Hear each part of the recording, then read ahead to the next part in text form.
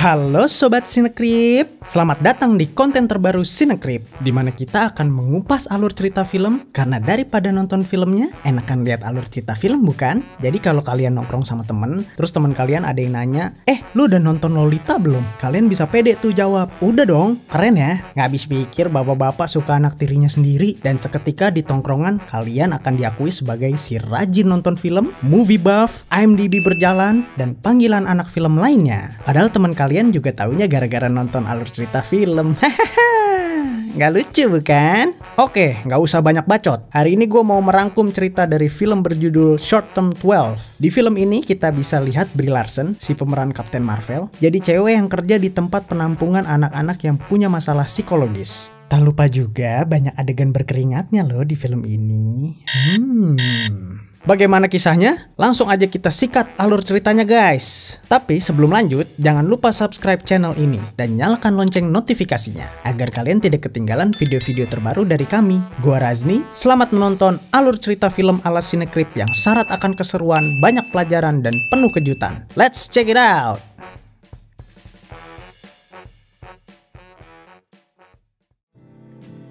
Film dibuka dengan Mason di depan tempat bernama Short Term 12 yang sedang menceritakan pengalamannya pada anak baru, Freddie Mercury. Bukan Freddie Mercury. Nate, yang main emang sama sih. Grace, sang Captain Marvel, datang memarkir sepedanya. Mason bercerita soal pengalaman memalukan pertama kali ia kerja di Short Term 12 bersama salah satu anak di sana. Waktu itu Grace udah lebih dulu kerja di sana. Intinya Mason cerita kalau dia boker di celana gara-gara ngikutin anak ini nih. Kabur. Peraturannya, kalau ada bocah yang kabur, penjaga di Short Term 12 cuma boleh ngikutin aja. Lagi asik cerita, tiba-tiba satu bocah lari keluar, nggak pakai baju. Dikejar sama Mason dan Grace sampai si bocah ini akhirnya tenang. Nate yang baru aja mulai magang kaget sama kejadian itu. Welcome to Short Term 12, man. Alright. Kita pun dikasih lihat anak-anak di dalam Short Term 12. Ada Louis, Marcus, Sammy, dan lain-lain. Nate dikasih kesempatan buat ngenalin diri, tapi dia salah ngomong. Terus dimaki-maki deh sama Marcus. Karena peraturannya di situ nggak boleh ngomong kasar, akhirnya Marcus disuruh ke kamar sama Grace. Gak lama Grace dikasih tahu bosnya kalau bakal ada anak baru yang mau masuk. Namanya Jaden. Dia bermasalah karena suka gigit hidung terapisnya. Shit bro, gigit hidung cuy. Jarang-jarang gue lihat orang gigit hidung. Anyways, Grace ketemu Jaden yang anaknya suka gambar. Dia minta izin sama Grace buat nempel gambar di dinding kamarnya. Jaden nanya, boleh nggak kalau gambar penis? Grace bilang, boleh, asal tujuannya ilmiah. Grace menutup dengan ngasih tahu peraturan terakhir di Short Term 12, yaitu gak boleh nutup pintu kamar. Hari sudah petang, waktunya pulang. Grace menggenjot sepedanya, gak langsung ke rumah. Ternyata dia kemana? Ke klinik aborsi. Suster ngasih tahu tuh kalau hasil tesnya positif, tapi Grace tetap mau aborsi. Grace pun pulang ke rumah. Ketemu Mason yang lagi masak. Mereka ternyata kumpul kebo guys. Mason masak masakan Meksiko dan cemburu sama Grace yang selingkuh dengan sepedanya. Nama sepedanya Floyd. Kata Grace, si Floyd ini cengkramannya mantap. Kalau dinaikin bikin nyaman sampai sagne. Pokoknya Floyd bisa bikin Grace puas keringetan deh. Di situ Mason benci banget sama Floyd. Fuck you, Floyd. Grace pun mandi ala orang Amerika, di bathtub sambil merenung. Gak kayak lu, mau merenung mandinya pakai gayung. Gayung love lagi.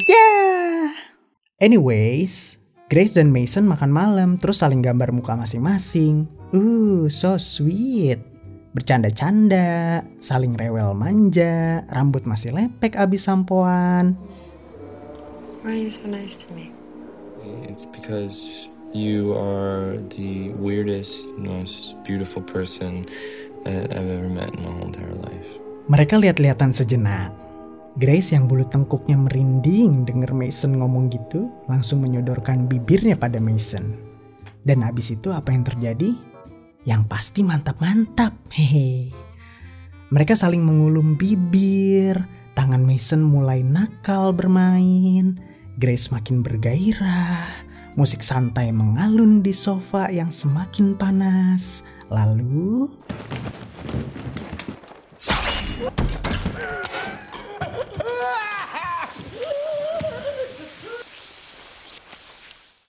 keren. Abis itu The Bride mesen tiket deh ke Tokyo. Sampai di Tokyo langsung naik motor kuning, helm kuning, baju kuning. Tandanya bentar lagi ada yang bakal masang bendera kuning nih. Ngeri. Dia ketemu sama salah satu cewek lalu flashback. Ternyata cewek itu ada pas The Bride lagi digebukin di kawinannya sendiri sama orang-orang suruhan Bill. Nah, di sini nih musik keren masuk nih.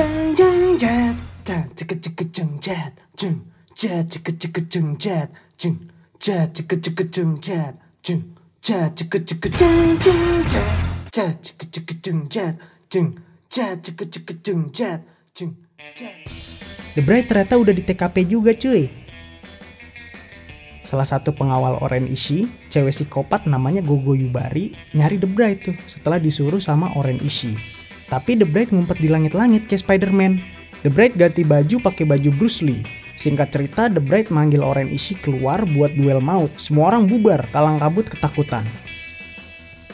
The Bride langsung ngetes skill samurai sama pasukannya Oren Ishii. Satu persatu pun tumbang, termasuk Gogo Yubari. Palanya ditusuk balok yang ada pakunya. Ngeri-ngeri. The Bride pun mengangkat pedangnya. Gak lama datang tuh pasukan Oren Ishii satu ormas. Akhirnya duel maut satu lawan banyak dimulai. The Bride lihai banget tuh ngayunin pedangnya. Satu persatu tangan putus, bola mata dicabut, gambar hitam putih makin dramatis, kapak nancep di kepala. Kalau kalian berharap ada adegan esek-esek, sorry banget, nggak di sini tempatnya.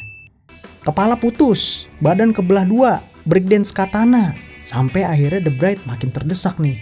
Gambar balik lagi jadi berwarna. Mati lampu. Seperti mati lampu ya sayang.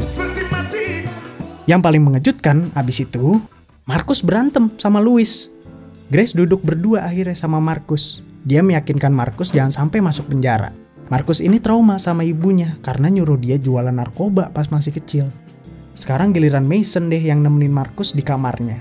Marcus minta tolong digendangin sama Mason karena dia baru selesai nulis lirik rap. Just in my fucking head is faded. And when I think about that trick that raised me, I think about sick, cause the bitch is crazy. Fuck that bitch, nigga, fuck that pain. Skip! Jaden si anak baru lagi ulang tahun. Dia mau dijemput ayahnya hari itu.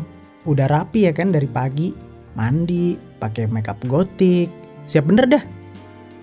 Sampai siang nggak datang ayahnya. Jaden jengkel, balik lagi ke kamarnya banting pintu. Grace, Mason, Freddie Mercury, Nate maksa buka pintu kamar Jaden. Jaden ngamuk, semua dimaki-maki. Dan bagian terbaiknya adalah tapi akhirnya Grace berhasil bonding sama Jaden dengan cara smackdown balon boneka kuning. They have fun together. Jaden balik lagi ke kamarnya dan dikasih banyak kartu ucapan ulang tahun dari teman-teman di Short Term 12. Oh, so sweet.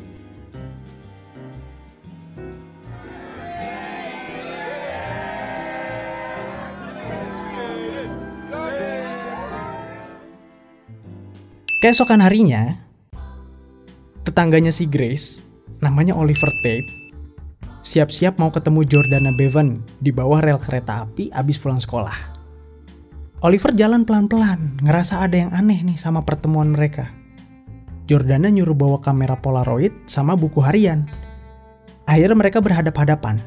Jordana sambil ngerokok minta kamera Polaroid Oliver dan nyuruh dia berlutut. Gak taunya Jordana langsung nyosor bibir Oliver sambil motret mereka enak-enak pakai kamera Polaroid. Oliver mendeskripsikan ciuman mereka rasanya sampai bibir bengkak. Bibir Jordana rasanya kayak kombinasi susu, permen mint, dan Dunhill International. Abis itu Jordana minta Oliver buat nulis di buku hariannya kalau hari ini mereka jadian. Lah, kayak Dylan ya? Malapetaka muncul setelah mereka jadian. Oliver digebukin sama mantannya Jordana di sekolah. Tapi dia mau belain Jordana. Abislah dia. Abis itu mereka jalan bareng tuh pulang. Di tengah lapangan rumput yang hijau. Bola di kakinya bergulir dengan lincah. Lari-lari-lari. Gak ada angin, gak ada hujan, tiba-tiba mereka ciuman. Kali ini Oliver udah jago. Mereka pun berpelukan. Memadu kehangatan di tengah cuaca Inggris yang lebih dingin dari kulkas Indomaret. Tanpa pikir panjang, mereka akhirnya saling menggenjot. Menggenjot sepeda maksudnya. Pakai knalpot kembang api. Romantis. Dan lanjut ke kegiatan romantis pada umumnya. Seperti kejar-kejaran di taman bermain, bakar bulu kaki, bercengkrama di bathtub deket rel kereta api, dan bikin film khayalan. Pokoknya gak lama dari situ, Oliver berencana ngajak Jordana tidur bareng. Dia ngatur jadwal orang tuanya biar pergi kencan. Jadi rumah kosong, Jordana dateng. Mereka dinner bareng. Terus Oliver nyuruh Jordana tutup mata dan menuntunnya ke kamar yang udah dia siapin. Pas Jordana buka mata, dia kaget dan bilang Oliver kayak pembunuh berantai. Lalu siap-siap pulang dia. Tapi Oliver ngasih surat dan dibaca Jordana pas di jalan pulang.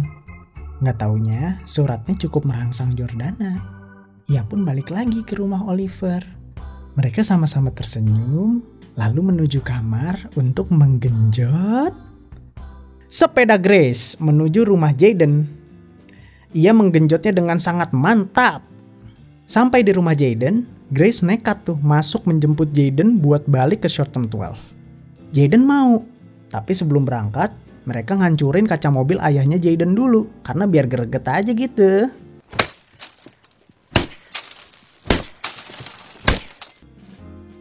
Mereka akhirnya cabut naik sepeda yang digenjot terus sama Grace. Ya udah, akhirnya Grace dan Jayden nonton duel maut The Bride versus Oren Ishii di tengah salju. Sangat dramatis. Oren Ishii minta maaf dulu nih karena dulu menyakiti The Bride di kawinannya sendiri pula. Sebagai lawan yang baik, The Bride memaafkan. Tapi seperti kata pepatah Venezuela, memaafkan bukan berarti melupakan. Lalu apa yang terjadi?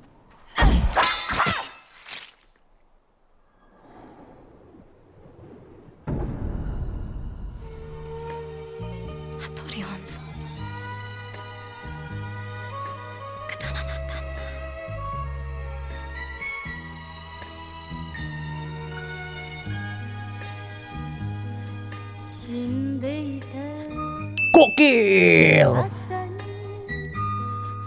Dan film pun tamat. Ending yang membagongkan, bukan? Gue mau mengucapkan terima kasih buat yang sudah menonton video ini sampai habis. Terima kasih juga untuk inspirasi kami yang sangat edukatif, menghibur, dan sangat menghormati perempuan. Jika kalian ingin request film, silakan komentar di bawah. Jangan lupa untuk menekan tombol like, share, dan subscribe. Nyalakan lonceng notifikasinya ya, agar kita cepat dapat AdSense, biar kaya akun-akun alur cerita film panutan kita semua. Dah.